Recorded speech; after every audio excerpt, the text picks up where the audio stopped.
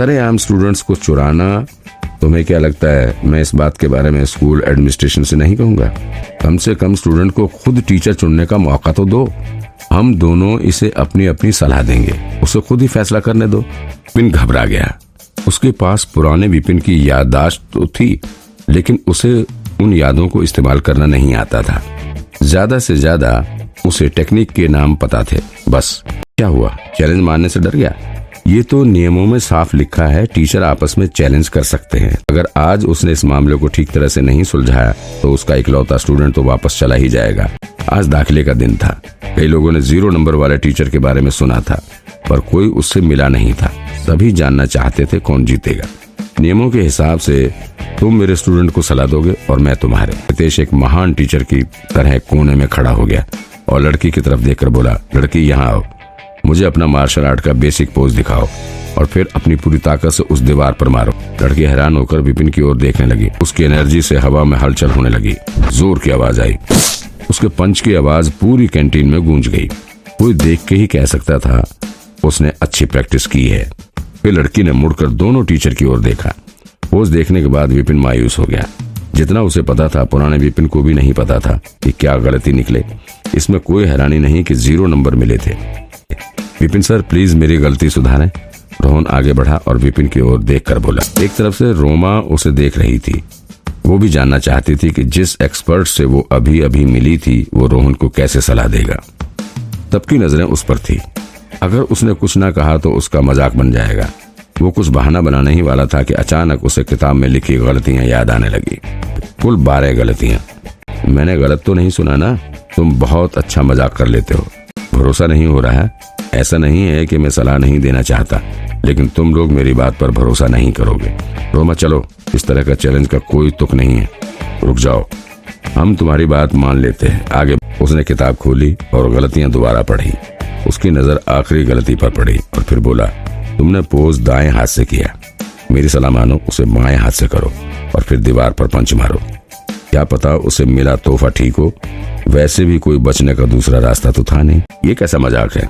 रितेश ने सोचा, मैं बस जीत ही गया। पर फिर भी उसने रोहन को कहा, रोहन, जैसा कहा है वैसा करो। अगर किताब का लिखा गलत है तो पक्का स्कूल से निकाला जाएगा। भैया, जल्दी ही पोज खत्म हुआ। रोहन ने दीवार के पास जाकर बाएं हाथ से पंच मारा। धाड़, नंबर आए 1। हाँ, मैं तो सोच रहा था 30 होगा। 1 लिखा देख रितेश हंसने लगा, लेकिन इससे पहले वो अपनी बात खत्म करता, शब्द उसके गले में अटक गए। उसे अपनी आंखों पर भरोसा नहीं हो रहा था। 123, 1 2 3, 123 किलो। रोहन को भी विश्वास नहीं हो रहा था। क्या ये मैंने किया? विपिन का तो दिल किया कि खुशी से उछल पड़े। लाइब्रेरी की जानकारी सच है। तुम्हारी सलाह से 20% बढ़ोतरी हुई और मेरी सलाह से 100%। रितेश सर, अब क्या कहना चाहते हो? रितेश का मुंह लाल हो गया और वो कुछ भी बोल नहीं पा रहा था। फिर उसने अपनी जेब से एक टोकन निकाला, अपनी उंगली पर एक कट लगाकर खून की एक बूंद उस टोकन पर डाली और रोहन को देते हुए कहा, रोहन, मैं तुम्हें अपनी क्लास से छूट देता हूँ। अब तुम विपिन सर को अपना टीचर बना सकते हो। ऐसा कहकर वो विपिन की ओर मुड़ा और गुस्से से बोला, तुम्हें इतना खुश होने की कोई जरूरत नहीं है। इस बार किस्मत ने तुम्हारा साथ दे दिया, लेकिन अगली बार चैलेंज में मैं तुम्हें हरा कर ही रहूंगा। उसने बड़े ही गर्व से अपना टोकन रोहन की ओर उछाला। हालांकि रोहन विपिन को अपना टीचर नहीं बनाना चाहता था, लेकिन उसे पता था कि उसे चैलेंज के रिजल्ट का सम्मान करना ही पड़ेगा। इसलिए उसने चुपचाप उस टोकन पर अपने खून से निशान बनाया। कल से तुम्हारी ट्रेनिंग शुरू हो जाएगी, विपिन बोला। पहचान पत्र लेने के बाद, क्या तुमने सुना? रितेश सर और विपिन सर में अभी अभी चैलेंज हुआ था। वही विपिन सर जिन्हें 0 नंबर मिले थे। चैलेंज तो पक्का विपिन सर ही हारे होंगे। कमाल की बात तो यह है कि ऐसा बिल्कुल नहीं हुआ। विपिन सर जीत गए। उन्होंने तो बस कुछ अजीब सी सलाह दी, जिससे रितेश सर के स्टूडेंट के पंच की पावर 100% बढ़ गई। 100%? पहली सलाह में? शर्मा सर भी ऐसा नहीं कर सकते तो विपिन सर कैसे करेंगे? झूठ मत बोलो। झूठ कैसे हो सकता है? पूरी कैंटीन में बैठे स्टूडेंट्स ने अपनी आंखों से देखा है। मत भूलो कि ये वही टीचर है जिसे 0 नंबर मिले थे और लगभग स्कूल से निकाल ही दिया गया था। ऐसा टीचर भला किस काबिल होगा? मेरी बात पर विश्वास नहीं तो मैं अभी उसकी पोल खोल सकती हूँ। वे तीनों उसी वक्त उठकर कैंटीन से बाहर चले गए। थोड़ा पूछताछ कर उन्होंने विपिन की क्लास ढूंढ ली और बिना इजाजत के अंदर चल दिए। क्या आप ही विपिन सर हैं? क्लास में घुसते ही उन्होंने देखा एक आदमी कुर्सी पर बैठा मुस्कुरा रहा है। देखने में तो टीचर जैसा नहीं लगता। कम से कम अच्छे टीचर जैसा तो नहीं। थोड़ी देर तक उन्हें कोई जवाब नहीं मिला। हाँ, मैं ही हूँ। आपकी सलाह से उनके स्टूडेंट्स ने 100% सुधार किया। अभी देखना चाहती हूँ कि क्या आप मेरी भी ताकत 100% बढ़ा सकते हैं। मेरे पास फालतू टाइम नहीं है। क्या आप अभी खाली नहीं बैठे थे? मुझे स्टूडेंट्स का दाखिला लेना है। मेरे पास एक घमंडी लड़की की जिद पूरी करने का समय नहीं है, विपिन शांति से बोला। दांत पीसते हुए रेनू बोली, सर हम ऐसा क्या करें जिससे आप हमें सलाह देंगे? मुझे अपना टीचर बना लो। ठीक है, मैं आपको अपने टीचर बनाने के लिए तैयार हूँ, लेकिन अगर मुझे गलत सलाह दी तो मैं आपकी पोल पूरे स्कूल के सामने खोल दूंगी। बाकी दोनों स्टूडेंट्स रेनू की बात सुनकर चिल्लाए। उन्होंने उसे रोकने की कोशिश की। अगर उसके पास ऐसे स्टूडेंट्स ना ही हों तो ही अच्छा है। तो इस बार वो अपनी गलती मान लेगी, लेकिन मौका मिलते ही उसके झूठ को पूरे स्कूल के सामने लाकर रहेगी। इतना सोचकर वो शांत हुई और मुस्कुराकर विपिन से बोली, सर नाराज मत होइए, मैं अपनी गलती मानती हूँ, माफ कर दीजिए। मैं सच में आपकी स्टूडेंट बनना चाहती हूँ, प्लीज मुझे अपनी स्टूडेंट बना लें। रेनू की बात सुन विपिन बोला, बहुत अच्छे, मैं तुम्हें स्टूडेंट बनाने के लिए तैयार हूँ। तुम्हें इस कमरे की सफाई करनी पड़ेगी, मुझे धूल का एक कण भी ना दिखाई दे। फिर तुम्हें बाथरूम साफ करना होगा और पोछा भी लगाना पड़ेगा। मैं तुम्हारा काम देखूंगा, अगर मुझे ठीक लगा तो मैं तुम्हें स्टूडेंट बना लूंगा। ये आप क्या कह रहे हैं? रेनू गुस्से से चिल्लाई। विपिन ने फिर कहा, अगर तुम इतना छोटा सा काम नहीं कर सकती तो तुम जा सकती हो। मुझे कोई आलसी और कामचोर स्टूडेंट नहीं चाहिए। तुम्हें क्या लगा मेरे साथ खेल खेलोगी? मुझे बेवकूफ बनाने के लिए तुम अभी बहुत छोटी हो। किसने कहा मैं कामचोर हूँ? मैं अभी सफाई कर देता हूँ, रेनू चीखी। वो झाड़ू से कमरे में सफाई करने लगी। जल्दी से उसने कमरे की सफाई की और फिर बाथरूम भी चमका दिया। विपिन ने ये सब देखकर तारीफ की, बहुत अच्छे। अब तो आप खुश है ना? अब तो मुझे स्टूडेंट बना लें, रेनू ने गुस्सा काबू करते हुए कहा। उसका पहचान पत्र लेकर विपिन ने उसकी तरफ एक टोकन उछाला, फिर एक गहरी सांस लेकर टोकन पर खून की एक बूंद डाल दी। रेनू की इच्छा पूरी होने ही वाली थी। अब उसे बस इस आदमी के असली चेहरे को सबके सामने लाना था। उसने बड़ी मुश्किल से अपनी खुशी छुपाई और शांत दिखते हुए बोली, मैं अब आपकी स्टूडेंट हूँ, क्या मुझे कुछ सलाह देंगे? अपने पोज दिखाओ ताकि मुझे पता चले तुम्हें कितना आता है। विपिन बोला, जी सर।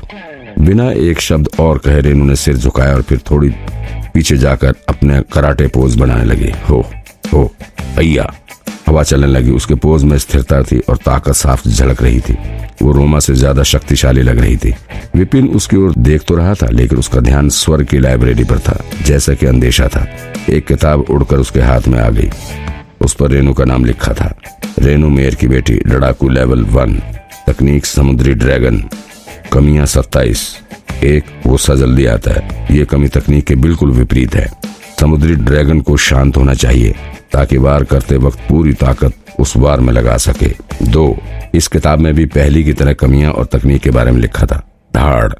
कुछ ही पल में रेनू का पोज खत्म हो गया। मुट्ठी बनाकर उसने दीवार पर पंच मारा। एक आवाज के साथ ही दीवार पर कुछ नंबर आ गए। 110। विपिन रेनू से प्रभावित होकर बोला, बहुत अच्छे। स्कूल में दाखिले से पहले ही इतनी ताकत होना रेनू वाकई में काबिल है। ठीक है, अब मुझे कोई सलाह दें। उसने एक जादुई नजरमणि को अपनी शर्ट की बाजूबंद में छुपा लिया। अब देखते हैं कैसे बचोगे। बड़े आए शर्मा सर से मुकाबला करने वाले। रेनू की आंखों में जीत की चमक थी। फिर सिर हिलाकर रेनू के सामने करीब 15 इंच दूर जाकर खड़ा हो गया। रेनू को कुछ समझ नहीं आ रहा था, वो ऐसा क्यों कर रहा है। फिर विपिन धीरे से बोला, तुम बीमार हो? उसकी बात सुनकर रेनू लगभग बेहोश ही हो गई, लेकिन धीरे रखकर बोली, तुम बीमार होंगे? तुम्हारा पूरा खानदान बीमार होगा? ये आदमी पागल तो नहीं है? मैं तो बस इतना कह रहा हूँ कि तुम्हारा शरीर बीमार है, मैं तुम्हारा मजाक नहीं उड़ा रहा हूँ। रेनू ने कड़क आवाज में कहा, मैं बीमार नहीं हूँ, मुझे तो लग रहा है तुम बीमार हो, तुम्हारा दिमाग खराब हो गया है। उसमें एक शेर की जैसी ताकत है। उसका एक पंच 100 किलो से ज्यादा है, तो पूरा विश्वास है कि वो बीमार नहीं है। क्या कभी कभी तुम्हारी छाती में पसलियों के पीछे दर्द नहीं होता, खासकर पूर्णिमा की रात को जब हल्की हवा चल रही हो, तुम्हारे शरीर पर लाल रंग की एक झलक आ जाती है। फिर विपिन थोड़ा हिचकिचाया, जैसे आगे बोलने में उसे तकलीफ हो रही हो, लेकिन फिर से बोला, तब तुम कितनी भी कसरत कर लो लेकिन फिर भी बेचैनी रहती है। आपको कैसे पता? रेनू ने उसकी सलाह को गलत कहने का मन बना ही लिया था, लेकिन विपिन की बात सुन वो कुछ ना कह सकी। विपिन बड़े ही धीरे से बोला, मैं एक टीचर हूँ, तुम्हारे पोस्ट से ही बता सकता हूँ। क्या कोई इलाज है? रेनू ने शर्म से सिर झुकाकर पूछा। वो तो उसकी चालबाजी पकड़ने आई थी, यहाँ तो उसी को शर्मिंदा होना पड़ रहा है। तरीका तो है, कल क्लास में आना, मैं वहीं बताऊंगा। विपिन ने पीछे हटते हुए कहा। वाकई रेनू हैरान थी और उसे इलाज भी देगा। विपिन ने कड़क आवाज में कहा, अगर तुम्हें भरोसा नहीं है तो तुम किसी दूसरे टीचर से पढ़ सकती हो। रेनू ने जल्दी कहा, नहीं नहीं, मैं आपसे ही पढ़ूंगी। नजर मणि, क्या तुम अभी भी उसे रखना चाहोगी? विपिन ने मणि की ओर उंगली करते हुए कहा, नहीं नहीं। थोड़ा सा जोर लगाकर उसने मणि तोड़ दी। फिर उसने विपिन को देखा। वो गुस्से में तो नहीं था, लेकिन उसके चेहरे पर रहस्य का भाव था। उसने मणि छुपाई थी, फिर भी वो पकड़ी गई। उसने एक और स्टूडेंट बना लिया है। वो बोला, अपना टोकन ले जाओ, तुम्हें बिस्तर और किताबें मिल जाएंगी। साथ ही तुम्हें अपने रहने का भी इंतजाम करना पड़ेगा। क्लास कल से शुरू होगी। अचानक एक जोर की आवाज हुई और एक आदमी दौड़ा चला आया। वो हट्टा कट्टा था और खतरनाक भी लगता था। मैडम, उसने रेनू को झुककर कहा। अंकल, आप क्यों आए हैं? विपिन की ओर देखकर भी वो रेनू से बोला, मैडम क्या आप? रेनू बोली, मैं इन्हें अपना टीचर मान चुकी हूँ। इतना सुनते ही वो विपिन की कॉलर पकड़कर बोला, मैडम का नाम वापस लो अभी, और फिर उनसे माफी मांगो। अंकल, ये आप क्या कह रहे हैं? मैंने अपनी मर्जी से इन्हें अपना टीचर बनाया, आप मेरी मुश्किल क्यों बढ़ा रहे हैं? ये क्या हो रहा है? अपनी मर्जी से? नौकर चौंका। आपको सच में लगता है ये आपको सलाह दे सकता है? सलाह देना? रेनू ने ना में सिर हिला दिया। विपिन ने तो केवल कमी बताई थी, सलाह नहीं दी थी। नहीं तो फिर? नौकर बोला। अब रेनू चीखी, बस अंकल, अब और पूछताछ नहीं। फिर उसकी नजर मणि के टुकड़ों पर पड़ी। उन्हें देखते ही वो आग बबूला हो गया। तुम धोखेबाज, तुमने मैडम के साथ क्या किया? तुम्हें क्या लगता है मैं तुम्हें जिंदा छोड़ दूंगा? बूम! उसके गुस्से से हवा जोर से गरजने लगी और धरती हिलने लगी। मैंने क्या किया? नौकर को इतने गुस्से में देख विपिन हक्का बक्का सा रह गया। ये गलतफहमी तो ज्यादा ही बढ़ गई। क्या क्या नाम दिए जा रहे थे। अंकल, आप क्या सोचकर ये सब बोल रहे हैं? अगर आप ऐसे ही बात करेंगे तो मैं आपको फिर कुछ नहीं बताऊंगी। मैडम, रेनू क्लास से बाहर जाते हुए बोली, चलिए मेरे रहने का इंतजाम करते हैं, मुझे कल क्लास में भी आना है। रेनू किसी भी हालत में अपनी कमी के बारे में नहीं बताना चाहती थी। अगर वे इसी तरह से पूछताछ करते रहे तो जरूर बताना पड़ता। ऐसी बात वो किसी से भी कैसे कह सकती थी? उसे सुधरना है तो उसे और स्टूडेंट बनाते रहना होगा। आरव, दुखी मत हो, सिर्फ वर्मा सर ने ही तुम्हें रिजेक्ट किया है। तुम्हें अब भी कोई दूसरा टीचर मिल सकता है। दो लड़के फुटपाथ पर खड़े बात कर रहे थे। आगे खड़ा लड़का दूसरे लड़के को दिलासा दे रहा था, अतुल, तुम उनके स्टूडेंट बन गए हो, तुम्हें क्या पता रिजेक्ट होना क्या होता है। आरव मुंह सिकोड़कर बोला, ऐसा मत बोलो, इस स्कूल में और भी कई अच्छे टीचर हैं, सिर्फ वर्मा सर ही नहीं है अकेले। वो नहीं तो किसी और के स्टूडेंट बन जाओ। वर्मा सर नहीं, तुम्हारे लिए ये कहना आसान है। हम बचपन से ही भाला चलाना सीख रहे हैं, अब तो ये हमारे शरीर का एक हिस्सा बन गया है। इसे छोड़कर हम कोई नई तकनीक नहीं सीख सकते।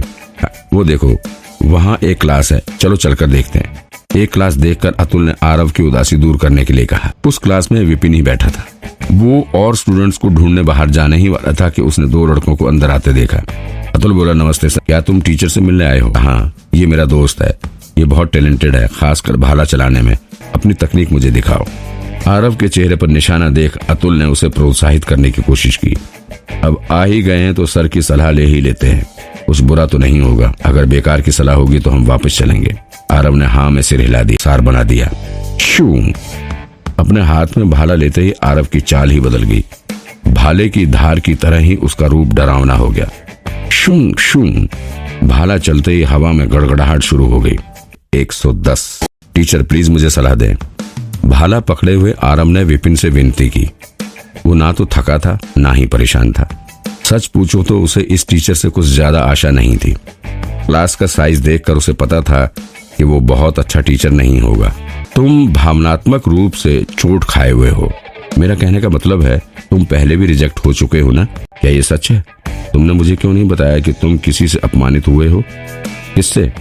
आरव बात को बढ़ावा ना देते हुए बोला, मैं तुम्हें बाद में बताऊंगा। और विपिन को कहने लगा, टीचर ये मेरा निजी मामला है, मुझे नहीं पता आपको ये कहाँ से पता लग गया। विपिन सिर हिलाते हुए बोला, यही तो सबसे बड़ी वजह है। आरव ने अविश्वास से कहा, सबसे बड़ी वजह?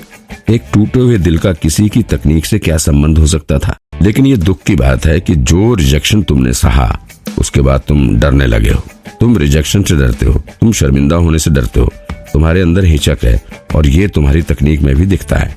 उस हिचक के कारण तुम्हारी वार करने की ताकत कम हो जाती है। आपको ये सब मेरे भाले से ही पता चल गया? आप बता सकते हैं कि मेरा दिल टूटा था? आप मेरे व्यक्तित्व के बारे में बता सकते हैं? तुम्हारी तकनीक तो ठीक है, लेकिन ऐसा लग रहा है जैसे धुंधली हो गई है किसी डर के कारण, जिसे तुम दिल से निकाल नहीं पा रहे हो। मैं कह सकता हूँ ये पक्का कोई अटैचमेंट है। ये सुनकर ना सिर्फ आरव का चेहरा लाल हो गया, बल्कि अतुल का मुंह भी खुला का खुला ही रह गया। सच में किसी की तकनीक देखकर उसके दिल की बातें पता लगा लेना, ये जान जाना कि वो उलझा हुआ है, अटैचमेंट से छूट नहीं पा रहा है, क्या एक इंसान ऐसा कर सकता है? दोनों दोस्तों को विश्वास नहीं हो रहा था। आरव उसी वक्त घुटनों पर बैठकर बोला, टीचर, मैं आपको अपना टीचर बनाने के लिए तैयार हूँ। वो विपिन से बहुत प्रभावित था। उसने अपनी जेब से टोकन निकालकर आरव को देते हुए कहा, प्रक्रिया पूरी करो। आरव ने भी बिना एक पल गंवाए खून की एक बूंद उस पर डाल दी। जी सर। क्योंकि तुमने मुझे अपना टीचर माना है तो तुम्हें एक सलाह देता हूँ, किसी भी रिश्ते में तुम्हारी अपनी जगह होनी चाहिए। बिना वो जगह बनाए सामने वाला तुम्हारी इज्जत क्यों करेगा? इसलिए तुम्हें डरना बंद करना होगा और ट्रेनिंग पर फोकस करना होगा। तुम्हें सामने वाले को ये दिखाना होगा कि तुम्हें रिजेक्ट कर उसने कितनी बड़ी गलती की है। चिंता मत करो, लोग क्या कहते हैं उससे कोई फर्क नहीं पड़ता। तुम दिल लगाकर ट्रेनिंग करो, वही मेरे लिए काफी है। अपना टोकन लो और बिस्तर और किताबें ले लो, कल टाइम से क्लास में पहुंच जाना। इतना कहकर उसने आरव के दिल में अपनी इज्जत और बढ़ा ली। जी सर। इतना कहकर दोनों दोस्त कमरे से बाहर चले गए। भाई बहुत मेहनत लगती है भाई इनमें वीडियो डब करने में भाई। अकेला मैं ही डाल रहा हूँ भाई, और कोई नहीं डाल रहा भाई। जल्दी करो दोस्त, मेरे को सब्सक्राइब करो और वीडियो शेयर करो। नंबर 0 हर जगह पहुँचना चाहिए भाई, ये इनमें हर जगह पहुँचना चाहिए। करो यार भाई।